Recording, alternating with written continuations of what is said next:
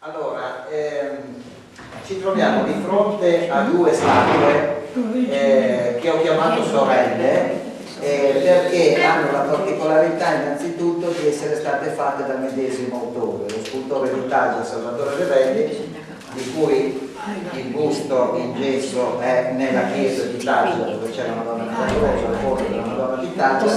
vissuto nella prima metà dell'Ottocento. Sono state fatte a Roma perché lo scultore arrivò al top delle Accademie di Belle Arti, pensate all'Accademia di San Luca, quella a cui apparteneva Canova pochi anni prima, quindi tanto per capire il livello artistico di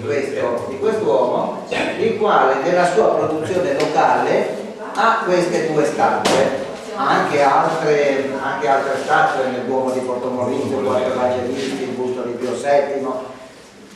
Però qui diciamo quello che interessa me in particolare sono queste due statue, di cui i volti parlano da soli, non hanno bisogno di capire che sono fatte veramente da un artista straordinario. Cosa hanno poi ulteriormente che accomuna queste due statue qui? Il fatto che a 9 anni di distanza i volti di queste statue sono state investite da questa energia che io come medico e come laico sto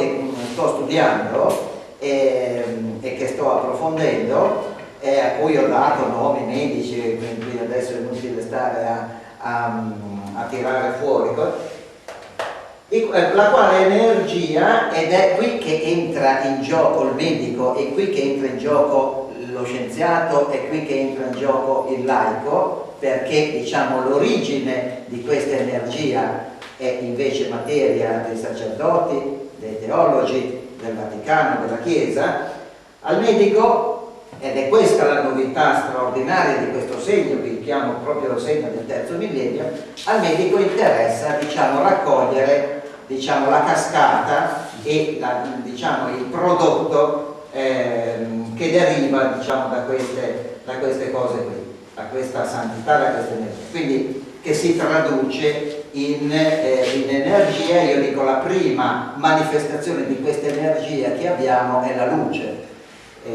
Andiamo a vedere i grandi fenomeni mariani, sono sempre collegati innanzitutto con la luce, perché la prima materializzazione, la prima concretizzazione di questa energia che parte da un mondo spirituale e si materializza, entra nella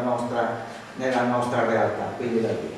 Qui non ci fu luce, qui ci fu animazione del volto di gesso. Quindi abbiamo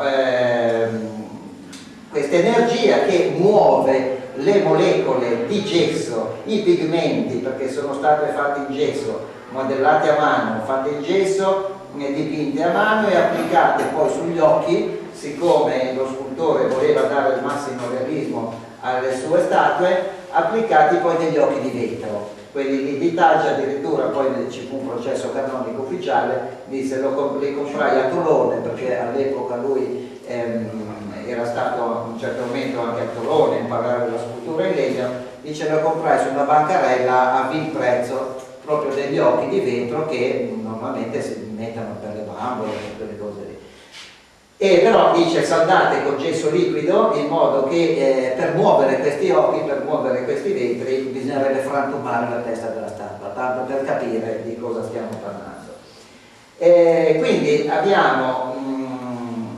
in un'epoca che esattamente a 3 giorni e 3 mesi dalla proclamazione del dogma dell'Immacolata Concezione, e qui cominciamo a capire che questa energia addirittura condiziona e ha possibilità persino di manovrare oltre che lo spazio, quindi lo spostamento degli occhi, il movimento di questi volti, il tempo anche, e quindi la straordinaria cronologia del primo prodigio che ci porta al tempo del dogma dell'Immacolata Concezione, 8 dicembre 1854, passano esattamente 3 giorni, 8 più 3 fa 11, passano esattamente 3 mesi e siamo all'11 di marzo del 1855 e inizia il volto della Madonna di Taggia ad animarsi. La cosa che colpì di più i testimoni oculari che per giorni e giorni assistettero a questi prodigi fu innanzitutto vedere il movimento degli occhi, ma poi sappiamo, e abbiamo la testimonianza dello scultore perché era ancora vivente al tempo del primo prodigio, che ci fu anche una modifica dei lineamenti del volto, rappresentata da che cosa? Dal fatto che lui, chiamato da Roma urgentemente perché si stava animando il volto della sua statua, pensate, arrivato davanti alla sua statua, siccome era stato avviato un processo canonico, quindi con tutti gli atti ufficiali, primo dei quali l'autore, il riconoscimento di aver fatto la statua, la descrizione dei materiali, dei procedimenti fatti, dovendo apporre questa semplicissima firma, la prima, la più banale dell'autore che diceva sì, è la mia statua, racconta poi lui al suo biografo, cioè nella sua biografia, questa confidenza che fece, dice io rimasi esterefatto, rimasi disorientato, mi rendevo conto, imbarazzatissimo, che la gente non riusciva, cioè il vescovo, le autorità che stavano aspettando questa firma, la loro perplessità nel vedermi così imbarazzato a non mettere questa firma perché? Perché non riconoscevo più il volto della mia statua, non ero più sicuro che quella fosse la mia statua, perché era diventata ancora più bella, e come dico qua si tratta di un accademico di San Luca, di come l'avevo fatta. Quindi cominciamo a capire quale trasformazione e quale potenza di energia ci stiamo riferendo. Adesso, per farla breve, cosa succede? Che il vescovo, pensate, messo alle spalle al muro da 350 testimoni oculari cristiani che sotto giuramento per giorni e giorni andarono davanti a lui e descrissero minuziosamente i fenomeni, innanzitutto come dico il movimento degli occhi, a cui avevano assistito, non contento nominò due periti, uno esperto di scultura, l'altro esperto di pittura, perché come dico sono statue e poi dipinte a mano, i quali misurarono addirittura il movimento degli occhi, quindi lo spostamento del vetro degli occhi, e arrivarono alla conclusione che assolutamente ci si trovava di fronte ad eventi straordinari e prodigiosi. Mi pare che abbiano addirittura anche fotografato queste cose, perché all'epoca esistevano già i daguerrotipi, c'era già possibilità di fotografare, lui, lo scultore, usava i daguerrotipi, usava le fotografie da mandare dei modelli che stava scolpendo, eccetera, quindi abbiamo anche la documentazione fotografica delle statue che faceva Revelli all'epoca, quindi c'era anche la fotografia, probabilmente fu quello che diede il colpo di grazia al vescovo, che in 2 mesi, pensate, un'autorità ecclesiastica, senza che nessuno lo premesse, senza che nessuno che lo obbligasse a fare un riconoscimento del genere, in 2 mesi l'autorità ecclesiastica riconosce ufficialmente l'autenticità del miracolo. Pensate, tanto per fare un attimo a parte il discorso della Madonna di Civitavecchia, che siamo ancora qui, non sappiamo dopo tanti anni se, nonostante il sangue, il vescovo grido che uscì il sangue dagli occhi della statua mentre la aveva in mano, cioè, siamo ancora sub iudice, siamo ancora a capire se veramente lo è o non lo è. Ma altri eventi, per esempio Lourdes, 4 anni ci vollero di indagini su Bernadette, nonostante l'acqua miracolosa uscita dalla grotta, da una grotta asciutta, quindi quest'acqua che scaturì miracolosamente e i miracoli e le guarigioni. 4 anni ci vollero all'autorità ecclesiastica per riconoscere che Bernadette veramente aveva avuto l'apparizione. A Parigi questa medaglia miracolosa, la veggente adesso è Santa Caterina Labouré, di nuovo altri 4 anni per capire che questa suora non era una allucinata, non era una mitomane, non era una pazza. Quindi per dire il miracolo,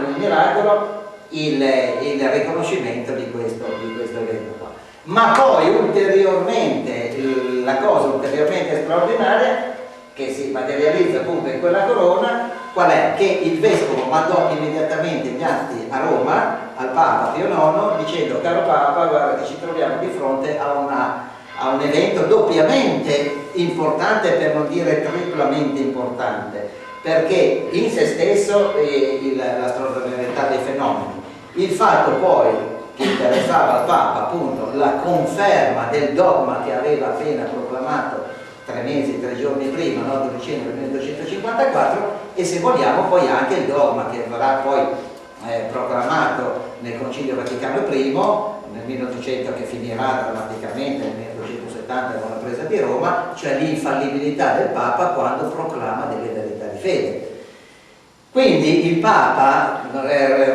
avendo, diciamo, a strettissimo giro di tempo la conferma e più che altro l'esaudimento anche di una preghiera che era stata fatta al momento della proclamazione del dogma, ovvero sia: Signore, dacci un segno che proclamando questo dogma non siamo usciti dal seminato e non abbiamo preso lucciole per lanterne. Perché? Perché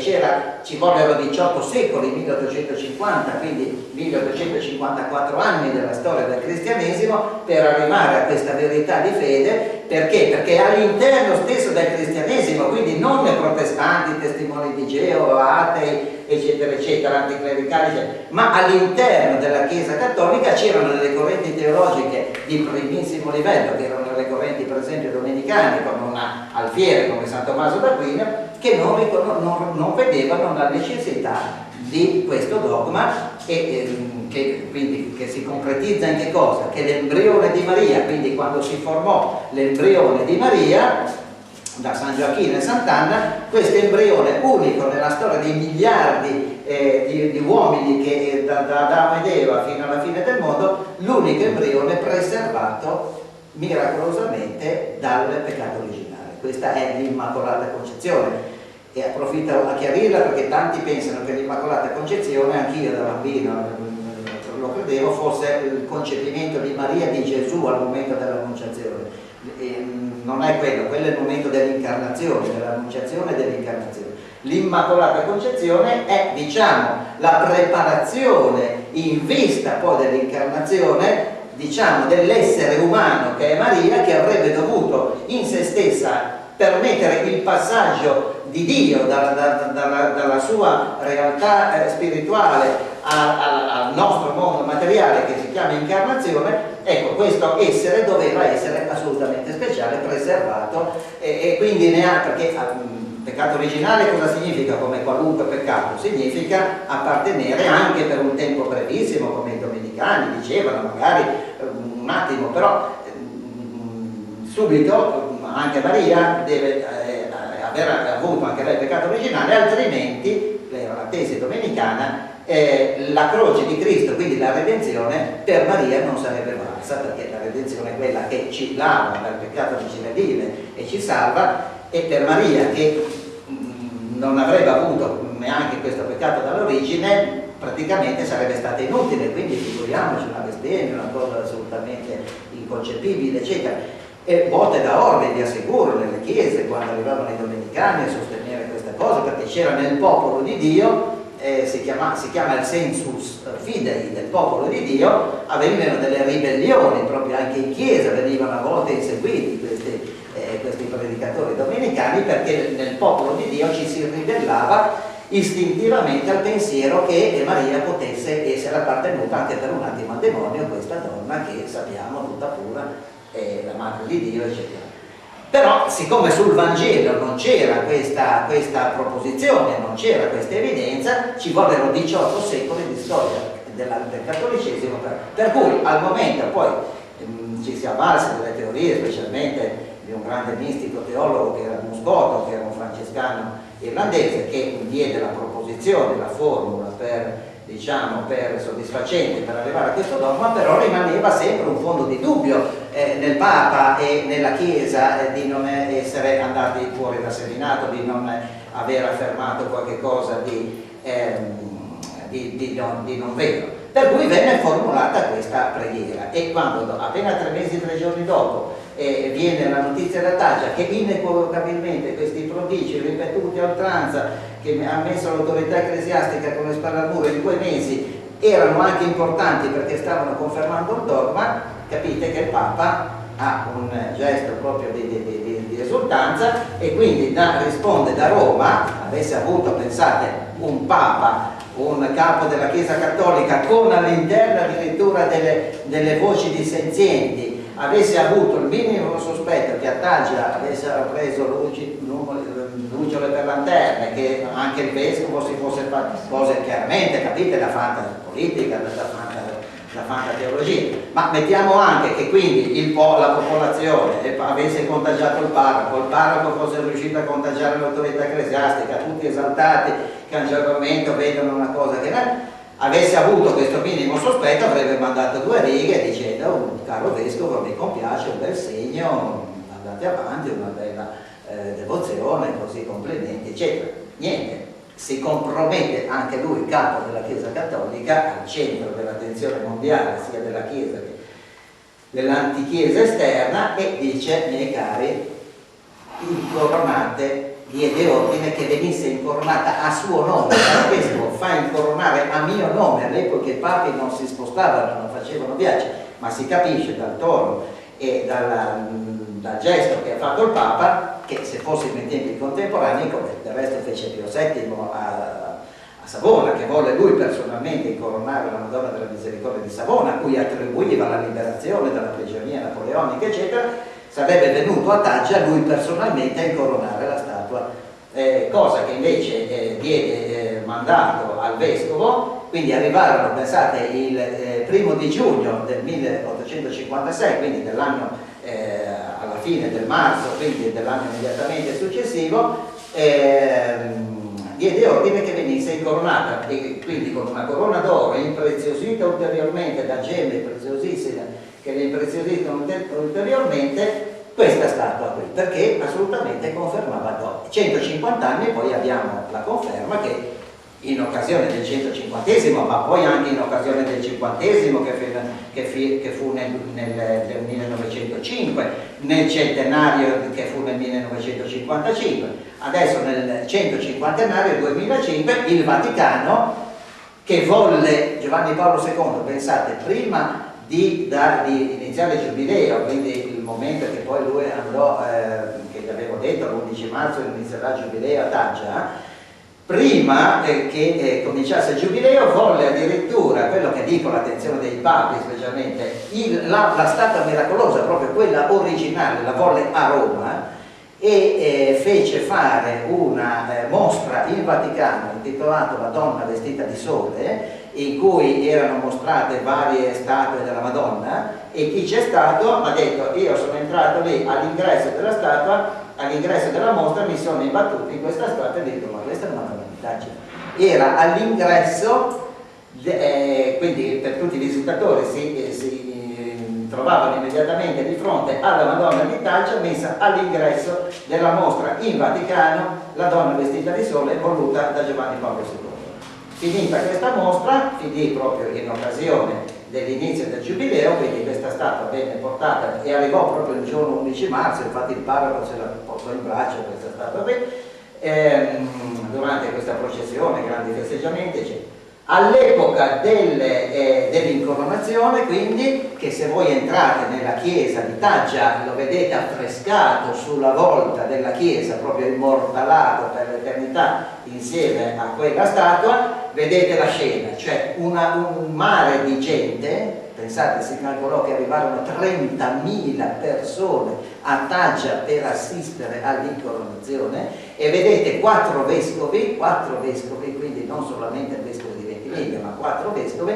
che si inchinano al momento di fronte alla statua con questa corona, che materialmente a metterla sulla testa della sua statua la popolazione volle che fosse lo scultore, il suo autore, che, come dico, era ancora vivente, una persona estremamente devota, estremamente poi anche mariana, che quindi inginocchiato in lacrime, emozionatissimo, compì questo gesto così dell'incoronazione della statua. Quindi, per capire da una parte la potenza, la cosa di eventi assolutamente straordinari, dall'altra parte l'insipienza e l'approssimazione di noi, specialmente italiani. Perché poi 3 anni dopo, pensate, per quei 3 anni lì, quindi fino al 1858, l'inizio dell'apparizione di Lourdes, Taggia fu come lui. Arrivavano da tutto il mondo per la Madonna miracolosa. E si parla di gente che doveva aprire le case, come fu a Medjugorje, anche all'inizio degli eventi di Medjugorje, Medjugorje, quindi questa gente imprevista che affluisce così, quindi la gente di Taggia che doveva aprire le case, mettere a disposizione letti, stanze, eccetera, questi pellegrini che arrivarono. Questa statua a poco venne coperta, pensate, da un tappeto di ex voto d'argento, e la statua stessa coperta d'oro, che ancora adesso a Taggia si dice una donna un po' gioiellata, si dice mi sembra la donna di Taggia, perché tutti gli ex voter in oro, quindi collane d'oro, braccialetti, anelli, decorazioni, eccetera, che chiaramente la palissiano dire, uno non è che regala un braccialetto d'oro perché guarisce dal raffreddore o perché gli passa il mal di denti, è logico, no? Quindi pensate, una Madonna coperta d'oro e tappezzato tutto l'altare d'argento, l'insipienza aggiornamento, forse per timore di ladri, di furti, di dover mettere dei congedi, non si sa, presero tutto quest'oro, tutto quest'argento e tutto quest'oro, lo mesero in un crogiuolo e lo fusero. Tanto per dire l'entità delle grazie della cosa, ricavarono 14,5 kg d'argento e più di mezzo chilo d'oro. Venne tutto mescolato insieme e vennero fatti 2 lampadari che sono al fianco dell'altare della Madonna, niente da dire, sono lampadari d'oro e d'argento, preziosissimi. Ditemi voi, uno che entra in una chiesa vede una statua coperta d'argento e d'oro, oppure vede un altare spoglio e 2 lampadari come poi tutti gli altri lampadari della chiesa. Questo per dire che questo segno qui c'è qualche cosa che fino adesso lo ha trattenuto, misterioso, e lo ha trattenuto. Per quello che parlo di terzo millennio, perché proprio all'inizio del terzo millennio si ha, diciamo, la ripresa e la riproposta nell'imbarazzo generale e da parte di laici, perché chi l'ha ricollegati di nuovo dopo 150 anni di questi eventi è un laico che è sottoscritto, abbiamo poi la testimonianza di un altro laico e abbiamo tutto un mettersi in moto di un interesse anche laico, quindi innanzitutto da un punto di vista medico, delle nuove frontiere anche della medicina e della salute che rispondono ormai alle direttive mondiali dell'Organizzazione Mondiale della Sanità, che riconosce praticamente che la salute al giorno d'oggi non si può più concepire senza introdurre anche un benessere e un equilibrio spirituale profondo della persona. Tutto il problema è capire come arrivare e come agire su questa dimensione spirituale, però ormai ci si rende conto che assolutamente che la persona e la sua salute e il suo equilibrio non sono, diciamo, perfetti e non sono soddisfacenti se ormai non si tiene conto anche di questo. La medicina e particolarmente l'indirizzo che ho fondato io qui a Imperia, che chiamo MIDEP, cioè medicina integrativa, dinamica e preventiva, poi ci sarebbe Paraclita, che vuol dire una medicina che sia ha un effetto e si interessa della prevenzione sia della cura, quindi che anche nel momento della malattia, anche nel momento della sopportazione del male, ha una parola da dire, anche quando non c'è più niente da fare, entra ancora in gioco il medico, questo tipo nuovo di medico, di medicina. Quindi dico, è un segno quindi che chiamo del terzo millennio proprio perché ha queste caratteristiche qui, preconizzate già dal Concilio Vaticano II, il quale praticamente cosa ha fatto? Non ha fatto altro che equiparare ormai e mettere sullo stesso piano i consacrati, cioè i sacerdoti religiosi, suore, frati, e i laici. Ormai non c'è più quella piccola o grande, diciamo, diversità che fino prima del Concilio Vaticano c'era, ovvero sia che i laici fossero come un gradino sotto rispetto ai sacerdoti. Ormai ci si rende conto che, e questo poi è preconizzato poi anche sulla medaglia miracolosa di Parigi, in cui i 2 cuori di Gesù e di Maria sono a pari livello, quindi Maria, essendo santa, immacolata, assunta, però è sempre una donna, e il suo cuore immacolato nella medaglia di Parigi appare già allo stesso piano e diciamo dal punto di vista umano, del cuore, del lavoro umano di Gesù, vero uomo, il cuore di Gesù, vero uomo, fiammeggiante d'amore, nella medaglia di Parigi è equiparato e sullo stesso piano del cuore immacolato di Maria. Quindi abbiamo già tutta una serie di premesse che poi sono state concretizzate e sono state recepite dalla Chiesa. Ed è proprio interessante questo segno qui, proprio per il terzo millennio, che ci fa toccare con mano proprio il fatto in se stesso dell'imbarazzo della Chiesa ufficiale, e io nel mio piccolo vedo i parroci e i vescovi di Taggia e di Ventimiglia, che ormai non so come prenderanno la questione, ma obiettivamente, ditemi voi, sono 7 anni dal 2005 in cui ho scritto questo libro. Appena scritto, anzi avevo già portato le bozze, innanzitutto anche al vescovo, dicendo se mi dava l'imprimatur per questo libro, mi disse non c'è bisogno, dice che razza di imprimatur c'è bisogno, che parla di state miracolose, di state che sono nelle chiese e proposte alla devozione, quindi non è che stiamo parlando, non so, per esempio anche solo di Medjugorje, che è una cosa ancora in fiat, è ancora in corso, quindi non ci si può pronunciare ufficialmente. Questa è la cosa interessante di questi eventi, cioè che sono ufficiali, quindi non c'è bisogno dal punto di vista della ortodossia e del riconoscimento ufficiale, non ci piove sulla questione. Cos'è che turba secondo me le autorità e anche i parroci? Perché ditemi voi, come dico, 7 anni che quindi hanno in mano questi libri, parroci e vescovi, che parlano di statue che hanno nelle loro chiese. Quindi non è che parlo di, noi di famiglia abbiamo la chiesetta di San Nicola da Bari, avessi scritto un libro sulla tela, non so, di San Nicola nella chiesa nostra, dice vabbè dottore, se la presenti lei, la chiesa è sua, se parli dell'artista, ma qui parliamo di statue che hanno nelle loro chiese, che facendo una presentazione come questa l'unico rischio tra virgolette sarebbe che la gente incuriosita dalla presentazione del libro, degli argomenti, affluisca un po' di più in chiesa e magari, dicendo così un po' in termini un po' scherzoso, accenda qualche candela in più. Quindi l'unico rischio è, ora spiegatemi voi, mi sto sempre più chiedendo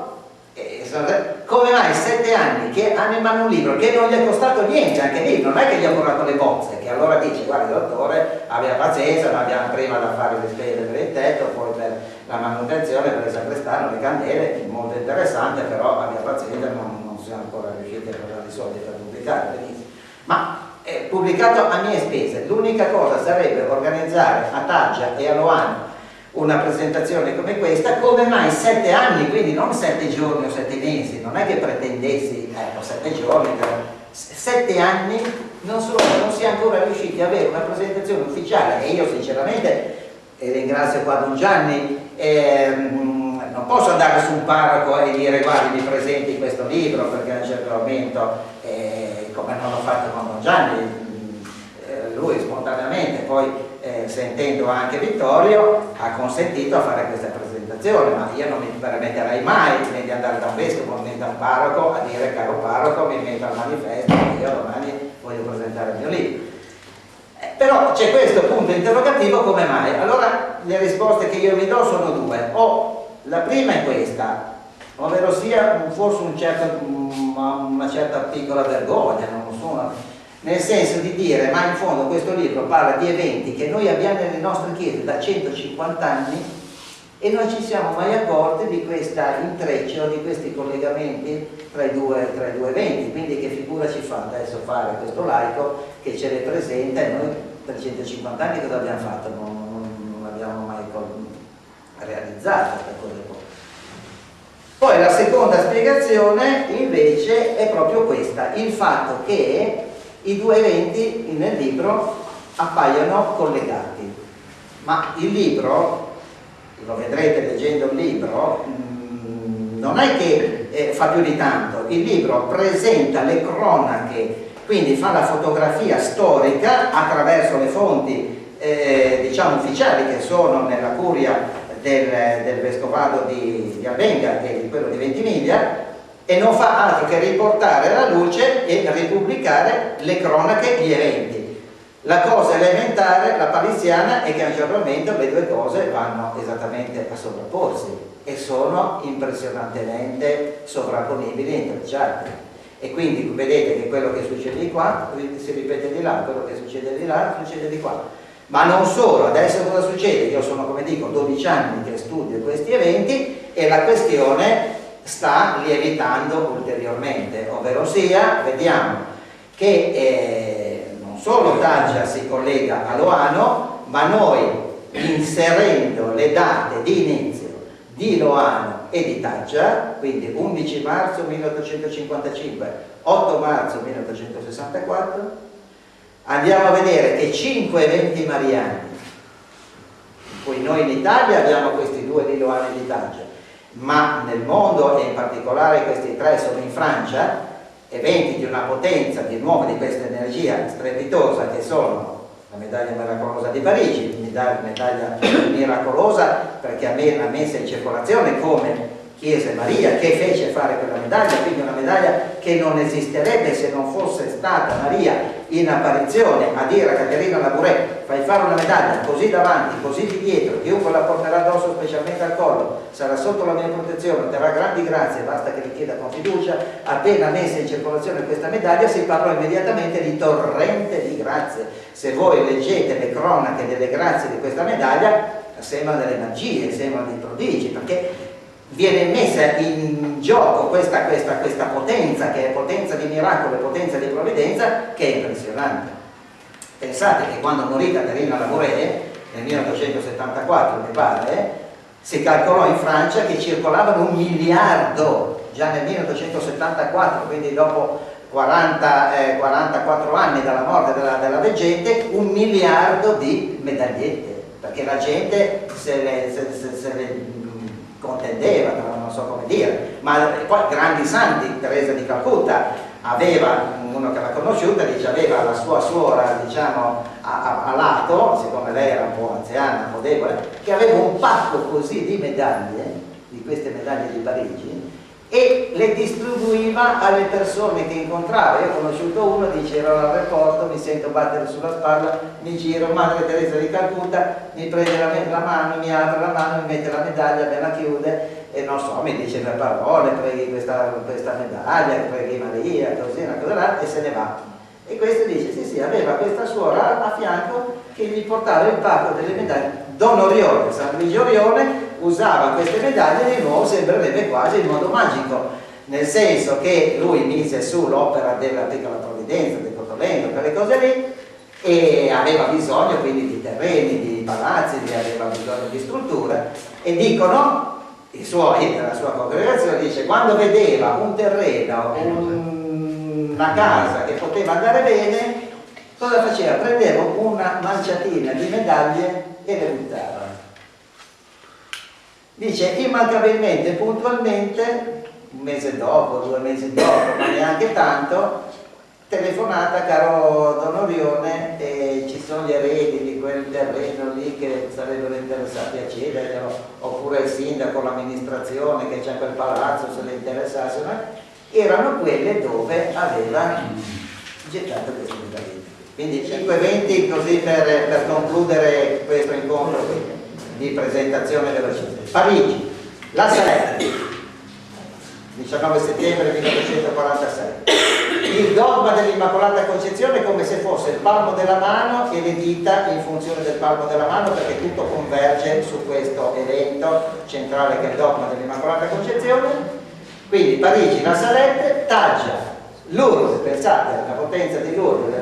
è inutile che facciamo presentazioni, e Loano. Questi 5 eventi noi inserendo in queste date, in questa sequenza di date, Taggia e Loano, vediamo che questi 5 eventi più il sesto che è il centro, il cuore, il dogma, sono perfettamente allineati con delle tempistiche di tempo, con delle diciamo periodicità assolutamente perfette.